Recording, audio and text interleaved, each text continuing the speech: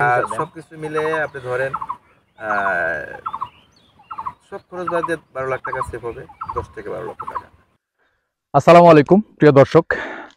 হৃদয়ে কৃষি ও কৃষক স্লোগান একটাই, বেকারত্ব দূর হোক।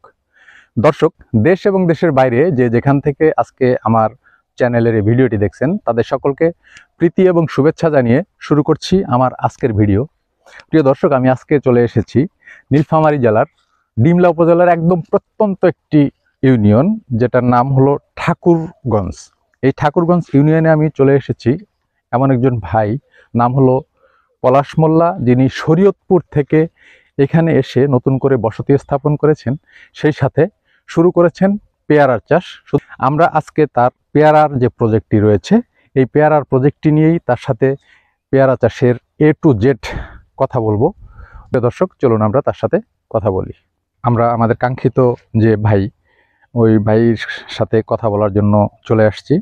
আসসালামু আলাইকুম পলাশ ভাই। ওয়ালাইকুম আসসালাম ভাই, কেমন আছেন? জি আছি আলহামদুলিল্লাহ, আপনি ভালো আছেন? হ্যাঁ আছি আলহামদুলিল্লাহ। দর্শক, ইনি হলো আমাদের সেই কাঙ্ক্ষিত ভাই, যার পেয়ারা বাগানে আমরা আসছি। এই ভাইয়ের সাথে আমরা এই পেয়ারা বাগানের A to Z নিয়ে আপনাদেরকে জানানোর চেষ্টা করব। তো শুরুতে আমি ভাই পলাশ ভাই আপনার কাছ থেকে জানতে চাচ্ছি যে আপনার বাড়ি তো শরীয়তপুরে। জি জি। আপনি এই শরীয়তপুর থেকে সেই নীলফামারী, মানে এই ডিমলা একদম প্রত্যন্ত, এই একটু গেলেই তো ইন্ডিয়া, এই অঞ্চলটা বেছে নিলেন কেন পেয়ারা চাষের জন্য? না, মূলত বিষয় হয়েছে কি যে আমার একটা ফ্রেন্ড আছে এখানে। জি। ও আমার খুব কাছের বন্ধু। হ্যাঁ। ও প্রায় 2007 সালে ওর সাথে আমার পরিচয় হয়েছিল। জি। তো ও হঠাৎ করে করোনার সময় আমার এরকম প্রজেক্ট আমার নিজের এলাকায় লেবু বাগান ছিল। আচ্ছা। পাশাপাশি আমাদের আর কিছু বন্ধু বান্ধব আছে, ওদের সাথে আরো দু একটা প্রজেক্ট আমাদের আছে। আচ্ছা। তো ওর সাথে আমি কথা হইলো, পরে আমাকে বললো যে ভাই আপনারাই করেন সবকিছু, আমাদের করে দিতে হবে না। আচ্ছা আচ্ছা। তাহলে নেন করে দিই। হ্যাঁ। তো ওই সুবাদেই ওই করোনার ভিতরে এখানে আসলাম, আসার পরে চুজ করে মানে এই কথার ইসে পড়েই আচ্ছা, এখানে আচ্ছা। এই প্রজেক্ট আসলে ফ্রেন্ডের রেফারেন্স। আচ্ছা আচ্ছা, গুড। তো আমি আপনার কাছ থেকে এই পেয়ারা চাষের শুরু থেকে একদম শেষ পর্যন্ত আমার দর্শকদেরকে জানাইতে চাচ্ছি। তো এই বিষয়ে আপনি আমাকে একটু হেল্প করবেন না? আপনি আমাকে বলবেন যে এই পেয়ারা চাষের A to Z আমার দর্শকদেরকে যে আমি জানাইতে চাচ্ছি, আপনার এই চারাগুলো, এগুলো কি কলমের চারা নাকি? কলমের চারা। কলমের চারা। আচ্ছা। তো এই চারাগুলো সাধারণত কোন মাসে লাগাতে হয়?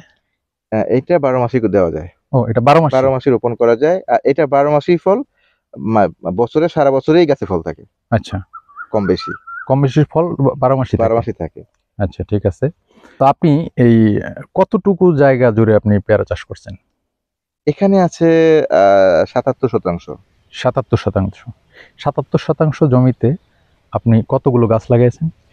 এলাকার আঞ্চলিক হইলো যে 30 শতাংশতে 1 বিঘা। হ্যাঁ হ্যাঁ। তো 1 শতাংশতে 14টা চারা যাবে। 1 শতাংশতে 14টা চারা। তাহলে 14 গুণন 77। হ্যাঁ, এবার আচ্ছা, এটা ক্যালকুলেট করে নেবেন। দর্শক, ক্যালকুলেট করলে বের হবে, আপনারা বের করে নিতে পারেন। তো যাই হোক, আপনার 77% জমিতে আপনি পেয়ারা গাছ লাগিয়েছেন, আপনার ফলনও হয়েছে, যথেষ্ট ভালো ফলন হয়েছে আমি দেখলাম। তো আপনার কয়দিন পর পর এই ফলটা আপনি তুলেন? এটার কোনো হিসাব নাই, আমি বলি আপনাকে। দেখেন, আপনি দেখতে পাবেন, এইদিকে দেখেন। এই একটা গাছে এই দেখেন, এটা ম্যাচিউরড হয়ে গেছে, এটা কিন্তু হারভেস্ট করার টাইম হয়েছে। হ্যাঁ হ্যাঁ, ঠিক আছে, দেখেন কত বড়। আচ্ছা, আবার এইটা দেখেন মাঝারি, এটা মানে আমরা পিপি বলি, মানে প্লাস্টিক পোড়ানোর বয়স হয়েছে। হ্যাঁ হ্যাঁ। আচ্ছা, আবার ঠিক সেম দেখেন, এখানে আবার অলরেডি ফুলও চলে আসছে। রাইট। এটা হারভেস্ট হয়ে যাবে, এটা প্যাকেট হবে, এটা ছিটতে আবার এটা হবে, আবার নতুন করে ফুল বের হবে। এই দেখেন, এটা অলরেডি এখানে আবার আরেকটা গুটিতে রূপান্তরিত হয়েছে। একই গাছে 4টা ক্যাটাগরি আছে। এই ধারাবাহিকতায় সারা বছরেই থাকবে। সারা বছরেই ধারাবাহিকতা থাকবে আর কি। থাকবে, বাট আমরা এর ভিতরে বছরে 3 বার হারভেস্ট করা যায়। আমরা ইচ্ছা করেই একটা হারভেস্ট অফ রাখি। আচ্ছা, সেটা হলো সিজনিয়ালটা। ওইটার সময় বাজার কম থাকে, আর গাছে বা মানে গাছটার একটু রেস্টের দরকার হয়। মানে আমরা ওই একটা সময় অফ করে গাছটাকে আমরা স্বয়ং সম্পূর্ণ করে নিই। আচ্ছা, যাতে কাঙ্ক্ষিত মানের ফল নেক্সট আমরা পাই।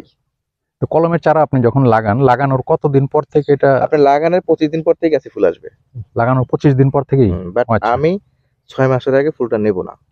হ্যাঁ, আমরা যখন গাছটা লাগাই এরকম একটা চিকন ডালা লাগাই, তো লাগাইলে ফুল আসবে। তো এই ধরনের এক একটা গাছে আপনার 400, 500, 700 গ্রাম পর্যন্ত ফল হয়। তো এইটা ধরেন 3টা ফল, এখানে 3টা, 6টা।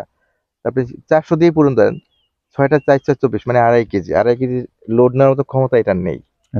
পলাশ ভাই আমাদেরকে আরেকটু জানাবেন যে এখানে আপনার প্রতি শতকে এই পেয়ারা চাষের জন্য কীটনাশক বা সার যেটা সেটা কোনটা কি পরিমাণ দিতে হবে?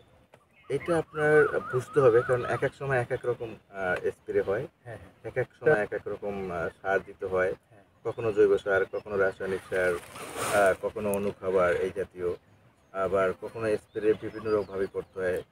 হ্যাঁ, তো এটা আপনার গাছের পরিস্থিতি বুঝেও আপনাকে এই বিভিন্ন ধরনের কীটনাশক বা বালাইনাশক যেটাই স্প্রে করেন, ওইটার উপর ডিপেন্ড করেই আপনাকে আগাইতে হবে। এটা আপনি একাধারে একই রকম করতে পারবেন না, কারণ আপনার কাছে ধরন বুঝেই আপনাকে স্প্রে করতে হবে যে এটা এখন কী সমস্যা আসতেছে, কী হবে বা সামনে কী প্রয়োজন হবে।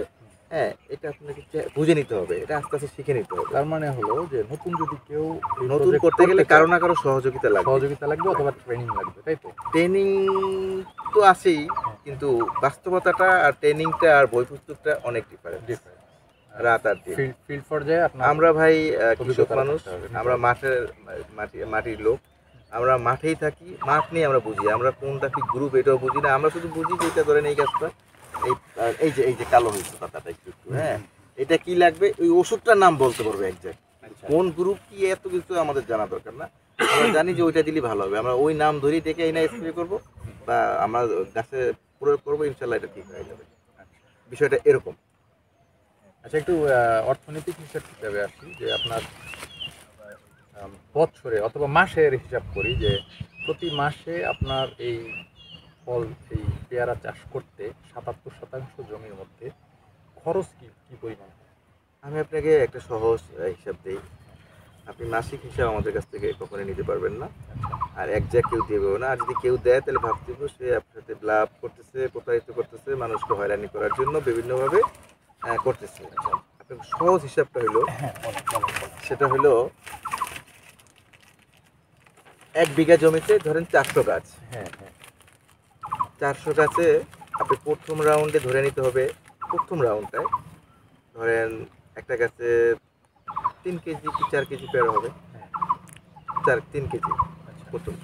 3 কেজি পেয়ারা বর্তমান বাজারে 40 টাকা নিচে কোনো পেয়ারা সেল করছে। তা 3 কেজি পেয়ারা যদি হয় তা 120 টাকা পার গাছে। এবার 400 আপনারা বের করে নেন। আচ্ছা, এটা কি মাসের না, এটা রাউন্ড। আচ্ছা, এক বছরে কয়টা রাউন্ড? 3টা রাউন্ড। 3টা রাউন্ড। আচ্ছা, মানে 3বার আপনার হারভেস্ট। হ্যাঁ, এবার এটা হলো প্রথম রাউন্ড। হ্যাঁ, এখন যে আপনি মানে 3 কেজি নিলেন, পরের রাউন্ডে 5 কেজি হয়ে যাবে, তারপরের রাউন্ডে 7 কেজি হয়ে যাবে। গাছ যত আস্তে আস্তে ঝোপালো হবে, বড় হবে, তত আপনার ফল বেড়ে যাবে, আপনার আর্নটা বেড়ে যাবে। কারণ গাছই ছোট থেকে ছোট হিসাবটা নিলাম আমরা প্রথম রাউন্ড। এই ধরুন আমার এই গাছটা থেকে মোটামুটি আমি প্রথম রাউন্ডে এটা না হলেও মানে মোটামুটি একেবারে না হলেও 15 কেজি পেয়ারা নিতে পারবো এখন এই মুহূর্তে স্টিল রাউন্ডে। তারপরে বছরে 3 × 45 40 কেজি ধরে নিতে পারেন এক বছরে 40 কেজি পেয়ারা হয়। এখন পেয়ারার রেট কিরকম পাচ্ছেন? এটা কাঁচামাল, তবে আমরা সর্বনিম্ন 35-এর নিচে এখনো কখনো বেশি নেই পার কেজি, উপরে 80 টাকা পর্যন্ত বিক্রি করেছি। তবে এখন এই বছর অর্থনৈতিক মন্দা, যার কারণে ওরকম হাই বাজার পাচ্ছি না, তো মোটামুটি ধরেন 40 টাকা অ্যাভারেজ। আচ্ছা, এখন আপনি 40 টাকা হইলে আপনি এটা 1600 টাকা পাচ্ছেন পার বছর। এবার আপনি 400 দিয়ে পূরণ করেন, আপনার কত আছে? আপনার এক শতকে গাছ আছে 14টা। হ্যাঁ, এক শতকে 14টা গাছ আছে, আপনার এখানে 77% জমি আছে। হ্যাঁ, তাহলে 1078টা গাছ আছে। এবার আপনি 16 দিয়ে পূরণ করেন। আচ্ছা, 16 কেজি 1600। আচ্ছা, সরি, এটা টাকার হিসেবে নিয়ে এটা টাকার হিসেবে আমি 1600 না দিয়ে আপনি 1500 করেন, এভারেজ 1500 করেন। এটা কি খরচ বাদে পাচ্ছেন? না, এটা ইনক্লুড, খরচটা আলাদা, এটা থেকে সমস্ত খরচ। এখানে আপনি 1600 টাকা একটা গাছে পাচ্ছেন, তার মানে এখানে 17,24,800 সামথিং। আর এর মধ্যে খরচ আছে, ব্যাপক খরচ আছে। খরচ কি পরিমাণ হতে পারে? খরচ ধরেন এটা মিনিমাম 2 সপ্তাহ পর স্প্রে আছে, এরপরে 20 দিন পর আমরা সার প্রয়োগ করি, এরপরে আমরা নিড়ানি দিতে হয়, সার পানি দিতে হয়, বিভিন্ন খরচ, এবং অনেক সময় গাছের রোগ বুঝে বিভিন্ন কিছু অ্যাপ্লাই করতে হয়। হিসাব রাখেন তো? হ্যাঁ, হিসাব আছে। আপনি তো সবকিছু মিলে সবকিছু মিলে আপনি ধরেন সব খরচ বাদ দিয়ে 12 লাখ টাকা সেভ হবে, 10 থেকে 12 লক্ষ টাকা, কম বেশি হইতে পারে। 10 থেকে 12 লাখ টাকা আপনার সেভ হবে এটুকে, এটা হলো আপনার বছরে কম বেশি হইতে পারে, এটা বাজার দরের উপরে আপ ডাউন করবে। 77% জমি থেকে আপনি 10 লাখ 12 লাখ এর মধ্যেই আপনার প্রফিট থাকে। হ্যাঁ, যদি কোনো প্রাকৃতিক দুর্যোগ না থাকে। আবার এখানে একটা প্রবলেম আছে, আজ যেরকম আমার এই বাগানটা চারিদিকে ভুট্টা, মাঝে মাঝেই এখানে আমার মামাতো ভাই খালাতো ভাইরা আসে, রাতের বেলা অনেক কিছু নিয়ে যায়। আচ্ছা, ঠিক আছে, চুরি হয়ে যায়, বেশ কয়েকবার হয়েছে। আচ্ছা, একটা জিনিস আমাকে বলেন যে এই যে প্লাস্টিকগুলো যে দিয়েছে, এই প্লাস্টিকগুলো দেওয়ার কারণ কি? প্লাস্টিকগুলো দেওয়ার প্রথমত কারণ হচ্ছে এটাকে ন্যাচারাল রাখা। আচ্ছা, যেরকম আমরা যে ওষুধ বিষ প্রয়োগ করি, বালাইনাশক, বিভিন্ন রকম ওষুধ ব্যবহার করি, সেটা এটা যেন স্পর্শ না করে। আচ্ছা, একদম 100% ন্যাচারাল রইল এক। দ্বিতীয়ত হচ্ছে এটা কালারটা ঠিক রাখা, এবং পাখিতে খাবে না, হ্যাঁ, এবং কোনো রকম দাগ স্পট পড়বে না, হ্যাঁ, বিভিন্ন কারণে এটা করা, নাহলে সুন্দর একটা কালারও আসবে না। আচ্ছা, এটা একটা সেফটি। আমি যেটুকু জানি আর কি, আমি তো আপনার মতো অভিজ্ঞ না, যেটুকু জানি যে প্লাস্টিক দিয়ে কোনো কিছু মোড়ানো থাকলে সেটার ভিতরে অক্সিজেন সরবরাহ খুব মানে কম হয় আর কি। তো যদি অক্সিজেন সরবরাহ কম হয় সেই ক্ষেত্রে কি এটা পচন ধরার কোনো সম্ভাবনা? পচন ধরার সম্ভাবনা আছে, কিন্তু এটার ভিতরে কিন্তু হাওয়া যাওয়ার এবং নিষ্কাশনের ব্যবস্থা আছে। ব্যবস্থা করে দেওয়া আছে। আচ্ছা, আমি দেখলাম কিছু কিছু ফল মানে কিছু পেয়ারা পচে পড়ে আছে মাটিতে, ওইটা কেন, মানে পচার কারণটা? পচার কারণটা হচ্ছে এটা একটা রোগ। আচ্ছা, দেখা গেছে এটা আপনার একটা ছত্রাক জাতীয় রোগ। এইটা দেখা গেছে যে হয়তো স্প্রেটা কোনো গাছে, মানে একসময় আমরা লেবার দিয়ে করি, ওরা যখন স্প্রে করে দেখা গেছে ওই গাছটা স্প্রেটা হয় নাই, 2 রাউন্ড গ্যাপ পড়ে গেছে, ওইটাই ইনফেকশন হয়ে গেছে, আর তখনই ওই পচন ধরতেছে। এক। দ্বিতীয়ত হচ্ছে আরেকটা কারণ হতে পারে, সেটা হলো ওই পলিটার ভিতরে কোনো না কোনোভাবে পানি পাইছে। পানি পেয়ে যখন ওইটা বেরোইতে পারে নাই, তখন ওই পানির থেকে ছত্রাক তৈরি হয়ে ওইটা আস্তে আস্তে পচন হয়ে গেছে। আচ্ছা, আরো একটা কারণ হতে পারে, সেটা হচ্ছে আপনার মাটির থেকে যে শিকড় হয়, শিকড়ে যখন আপনার বিভিন্ন রোগ হয়, ওইটা আপনার ফলে এসে এফেক্ট করে। আরো একটা কারণ, ধরেন এই ফলটা যে প্যাকেট করি নাই, হ্যাঁ, এই ফলটা এমন একটা পোকা আছে, এটার গার উপর দিয়ে একবার হেঁটে যাবে, হেঁটে যাওয়ার পরে আপনি তারপর প্যাকেট করছেন, ফলটা ম্যাচিউর হয়েছে, বড় হয়েছে, কিন্তু যখনই আপনি ম্যাচিউরের কাছাকাছি যাবেন, তখন ওই যে একবার হেঁটে গেছে ওই ইনফেকশন, ওই ধকলটা, তখন দেখবেন যে ফলটা ভিতরে পচে গেছে, আস্তে আস্তে নিচের থেকে পচে উঠে গেছে। ওই পোকাটার একটা শোল আছে, ও একটু বসায় দিয়ে গেছে, কিন্তু তখন এটা ধরতে পারবেন না। এটা ম্যাচিউর যখন আপনি তখনই বুঝতে পারবেন যে আকামটা আপনার প্যাকেটের আগেই হয়ে গেছে। আচ্ছা, তাহলে পলাশ ভাই, আপনার এই প্রজেক্টটার বয়স কতদিন হলো?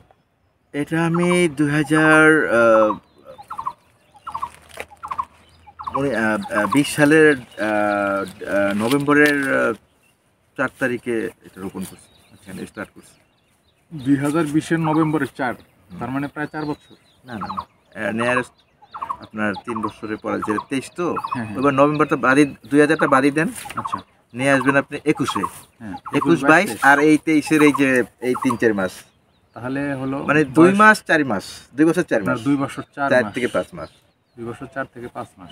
তার মানে 2 বছরে আপনি অলরেডি 24-25 লক্ষ টাকা এখান থেকে প্রফিট আমি এক্ষেত্রে আমার যেটা কাঙ্ক্ষিত, যেটা দরকার, সেটা হয়েছে। কিন্তু আরেকটা জানার বিষয় যে প্লাস্টিক আপনি যেহেতু লাগিয়েছেন, এটা বিভিন্ন কারণে আপনি লাগিয়েছেন, যে পানি পড়লে যাতে নষ্ট না হয়। তো এখন যতগুলো আপনার গাছ, 1078টা গাছ আছে, প্রত্যেকটা গাছে 20-30টা করে পেয়ারার সাথে পলিথিন করা আছে, না বেশি, আমি আনুমানিক একটা দিচ্ছি, না আপনি এভারেজে 50-এর উপরে। এখন যদি বৃষ্টি হয়, বৃষ্টি হলে তো তাহলে আপনার এখন পচবে না, আপনার টার্গেট অনুযায়ী আপনি সাকসেস মানে আপনার যাই হোক, প্রফিট না হলে তো আমি দাঁড়ায় থাকতাম না। হ্যাঁ, প্রফিট তো অবশ্যই আছে। তো পলাশ ভাই, আমরা সময় বেশি না নিচ্ছি, আর একটা ছোট বিষয় আমি আপনার কাছ থেকে আমার দর্শকদের সাথে শেয়ার করবো, যে আমার দর্শকদের মধ্যে যারা আছেন তারা যদি এই ধরনের এই থাই পেয়ারার চাষ যদি করতে চায়, সেই ক্ষেত্রে আপনার কাছে যদি কোনো হেল্প চায় অথবা আপনার কাছ থেকে যদি চারা চায়, সেই ক্ষেত্রে আপনি তাদেরকে কিভাবে মূল্যায়ন করবেন? মূলত আমি চারা ব্যবসায়ী না, এক নম্বরেই। আর তবে আমি ভালো জাতের চারা কালেক্ট করতে পারবো, আমরা যেখান থেকে করি, আমাদের একটা সার্কেল আছে, কিন্তু আমরা চারা ব্যবসায়ী না। তবে আর যারা নতুন করবেন তাদের জন্য আমার একটা সাজেস্ট, আপনারা কখনো ভুলো নার্সারি থেকে চারা নেবেন না। নার্সারিতে চারা নিলে আপনি একেবারে 95% ক্ষতিগ্রস্ত হবেনই, কারণ ওদের চারার মান যে ওরা নিজেরাই বলতে পারবে না এটা আসলে মানে মানটা কি। হাজার অনেক লোক এবার ক্ষতিগ্রস্ত হয়েছে, প্রতারিত হয়েছে।